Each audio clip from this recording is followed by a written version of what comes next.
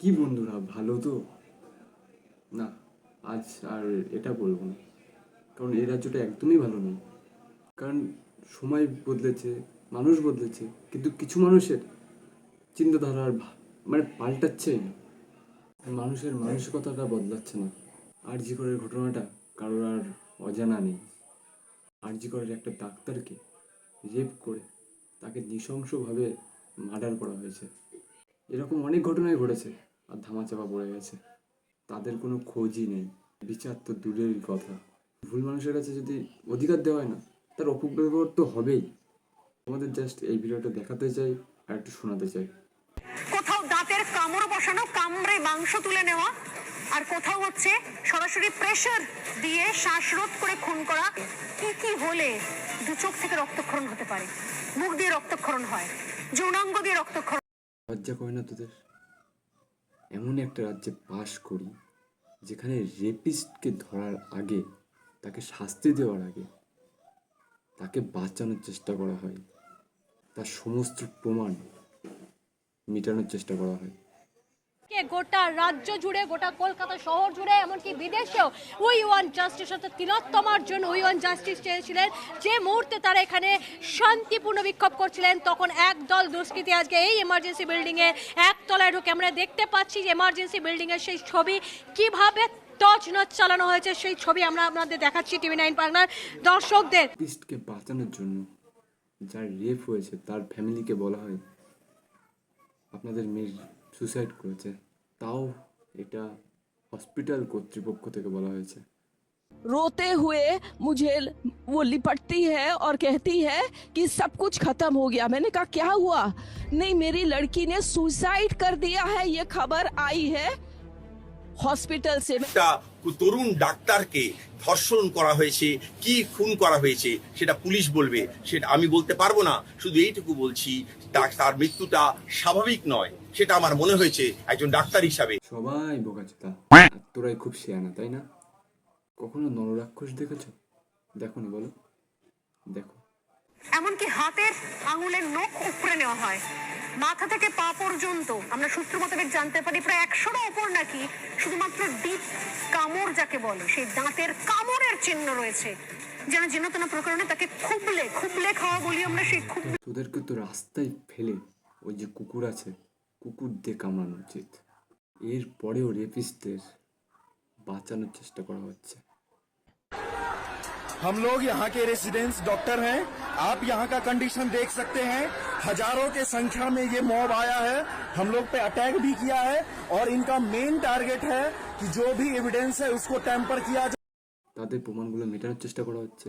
আর এখন বড় বড় যে বিচিগুলো ছিল সেগুলো গায়েব হয়ে যাচ্ছে, তাদের তো খুঁজেই পাওয়া যাচ্ছে না। আমার ভুল হয়েছে, ক্ষমা করে দেন। যৌনাঙ্গ দিয়ে রক্তক্ষরণ হয়, যৌনাঙ্গে আটকে দেওয়া হয় মাথার চুলের। বিশ্বাস কর, তোদের যদি একবার মানুষজন পেতো। তোমরা কি ওই অভিনেত্রীদের একটু খোঁজ পাচ্ছ যারা ভোটের সময় এদিক ওদিক ঘুরে বেড়াচ্ছিল? না, খোঁজ পাচ্ছি না। তোমরা খোঁজ পেলে একটু আমাকে বলো তো। অমানবিকতার একটা সীমা থাকে, সেটা না পেরোলেই ভালো হয়। একটু নিম্নতম লজ্জা থেকে থাকে না, তাহলে এসে একটু প্রোটেস্ট করো। আপনাদের দিকে না হাজার হাজার মহিলা, হাজার হাজার মেয়ে, হাজার হাজার লোকজন আপনাদের দিকে তাকিয়ে আছে। সব গঙ্গায় ভাসিয়ে দিয়েছি, আমরা আর কিচ্ছু চাই না, কিচ্ছু না, শুধু যেন যে করেছে তার যেন চরম থেকে চরমতর শাস্তি। আর এই রেপিস্টগুলোকে এখন বাঁচানোর চেষ্টা চলছে। বলছি, তোদের মরণ হয় না? আপনি রাত্রেবেলা ঘুমাস কি করে? জানি না। তোদের বাড়িতেও তো মা আছে, বোন আছে, বউ আছে, তাদের চোখে চোখ রেখে কথা বলতে পারিস তো? হলে কজন মানুষ আছে। ও হো, মানে কি, মানে সেই যে কি যে সমাজসেবা, কিন্তু এখন কই তারা? এখন কই তারা? প্রত্যেকটা কাজে আগে আগে সমাজসেবা, প্রচুর সমাজসেবা, কিন্তু এখন আর ওদের খুঁজেই পাওয়া যাচ্ছে না। জীবনে চাটার অনেক কিছু আছে, তা বলে। বাবু, আমার চটিটা কোথায় রে? দেখেছিস তুই? জানি না আমি। इसका कारण है मेरा बदनामी हो रहा है सोशल मीडिया में, मेरा मुख पे कुछ भी बोली जा रहा है, इसके कारण से। और एक ये जो लड़की का डेथ हुआ डॉक्टर, ये लड़की मेरा लड़की जैसा है, एक पेरेंट्स होने का नाते मैं रेजिग्नेशन देना सोचता हूँ। এটা হাস্যকর এই দেশের জনগণের জন্য সন্দীপ ঘোষ, আয় তো বাবা, এদিকে কাছে কাছে কাছে। আমারটা একটু বলিনি। এই আরজি কলের প্রিন্সিপালের একটি স্টেটমেন্ট রয়েছে, was responsible of the girl to be alone at night. আসলে আমরা তো অশিক্ষিত, 8 পাস তো আমরা, তাই না? আমরা তো ফেল করেছি সব 8-এ, ওর জন্য তো আমরা সব অশিক্ষিত। তো চলো, এটা আমরা যখন বুঝতে পারছি না, এটা গুগল করে দেখা যাক। হাতে একা থাকা মেয়েটি দায়িত্ব জ্ঞানহীন ছিল।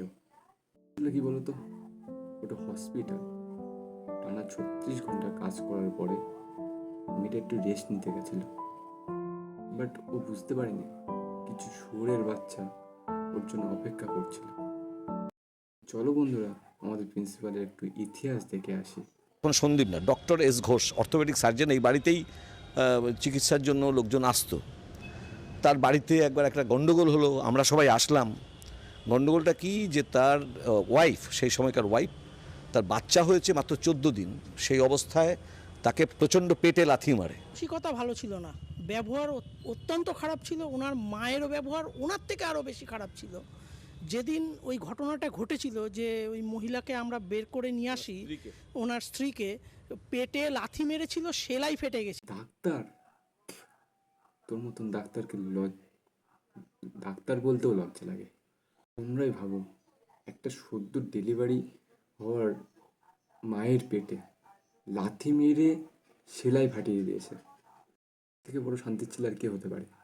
যেভাবে তুই তোর বউয়ের সেলাই ফাটিয়ে দিয়েছিলিস, একদিন দেখবি তোর কেউ অন্ডকোষগুলো ধরে চিপে ফাটিয়ে দিয়েছে।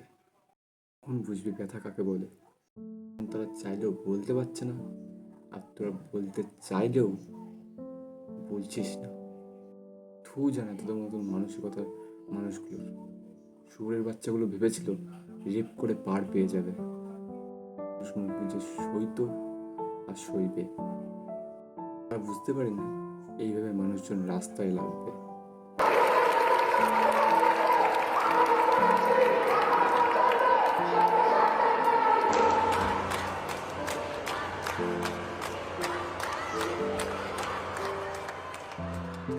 অনেক হয়েছে সহ্য, আর না, অনেক হয়েছে।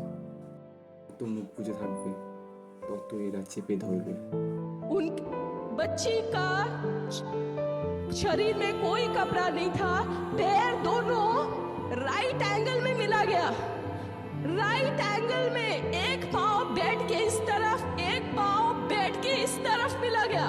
जब तक पेल्विक गर्डल नहीं टूटता है, इस तरह 2 पाँव को नहीं चीरा जा सकता है।